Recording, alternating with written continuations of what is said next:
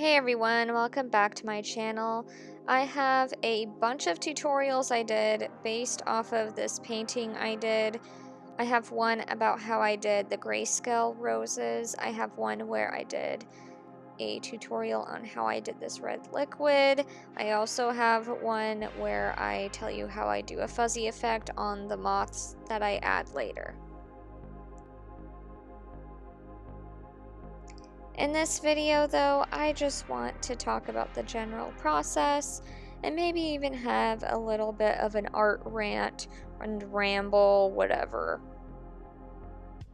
Also, I wrote my website URL on this painting because I was doing TikTok live and people were asking like, where can I buy a print or look at your stuff or whatever, and I was like, here!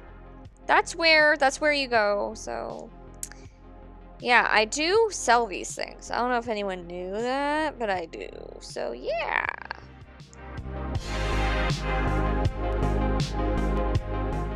So maybe I should talk about how the idea for this happened, because it's kind of interesting.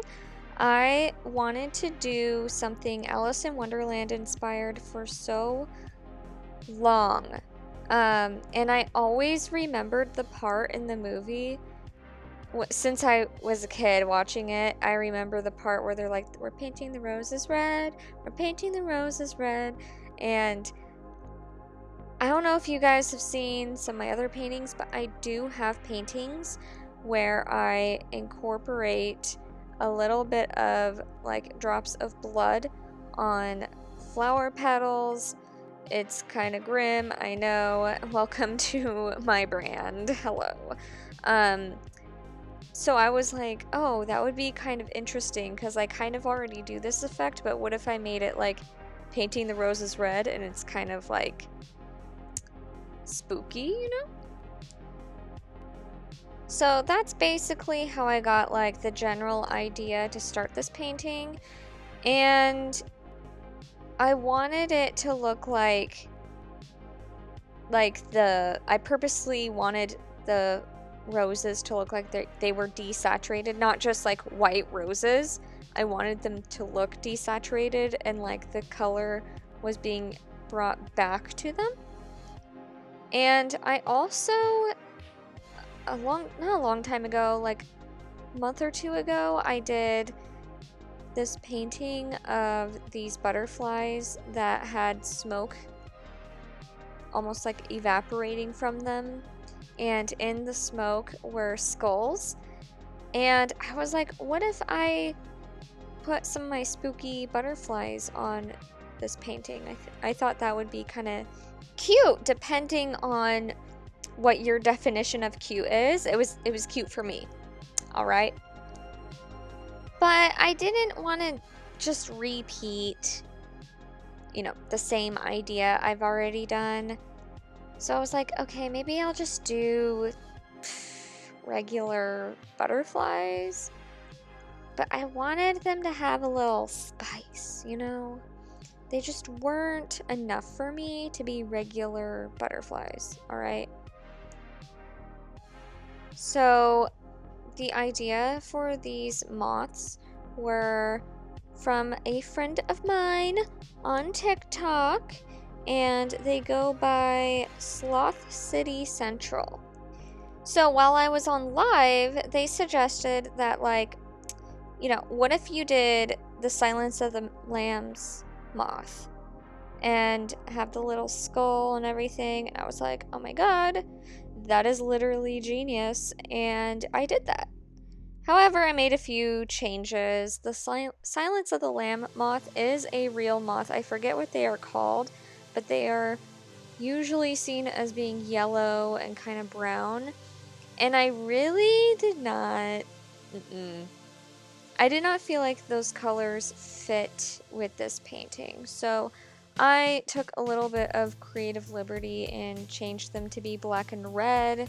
I've been really loving this color theme lately. I don't know why, but yeah, so that's how that idea came about.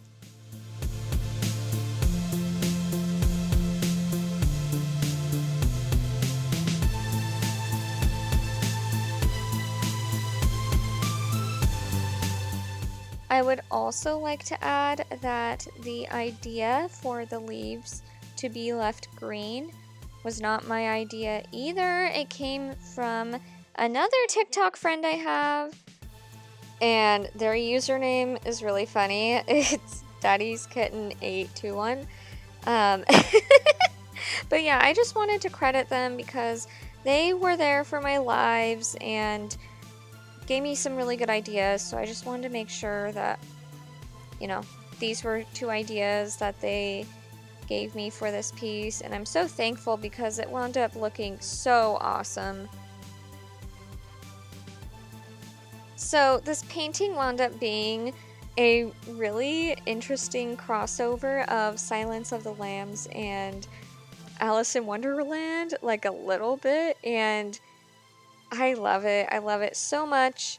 I plan on getting some test prints of it soon and seeing how it might look on other stuff, so stay tuned for that. But yeah, I definitely want to do some more inspired pieces like this. I don't want to do straight up like fan art because there's obvious copyright things that could go on with that, but I really do love taking inspiration from like Alice in Wonderland, Edward Scissorhands, things like that.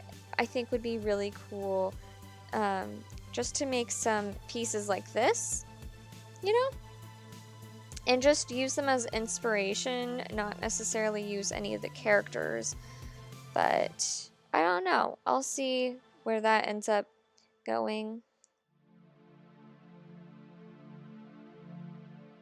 I for sure think it would be cool to do something a little inspired by the ghost dog in Zero. I think his name's Zero in A Nightmare Before Christmas. I had this idea of painting a dog as if it was like a ghost for a while. I just like taking cute things and spookifying them. Like I did a drawing of Cerberus, but instead of him being like this crazy big looking monster dog, he's a chihuahua because have you met a chihuahua? And I also had another idea of taking foods that are often like pink and cute looking or whatever, like cupcakes, whatever, and combining them with spooky, creepy crap. So, I don't know, I haven't really painted a picture of food before. I'm trying to think if I did. I don't think I have. So it might be something interesting to do, like maybe a creepy ice cream cone and there's spiders all over it. I don't know. Why am I like this? I don't know. I don't know. I couldn't tell you.